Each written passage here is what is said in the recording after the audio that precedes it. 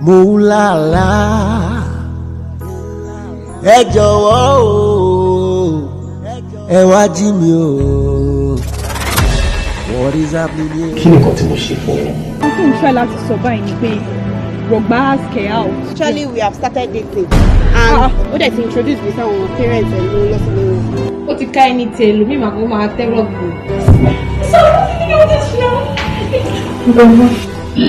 Mo fẹ́ sọ ọkọ̀. Sọ. Mo sọ pé kí ọmọ yẹn pa ọmọ mi.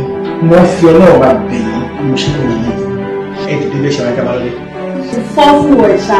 Irọ́ ló ló ń pa mọ́ ọ. She killed him out of jealousy. Ó fẹ́ máa fún ìlú doubt pé kí ni. Ṣé rí ọmọ yín yẹn ẹ̀wọ̀n ló máa kú sí? ẹ wá jí mi o.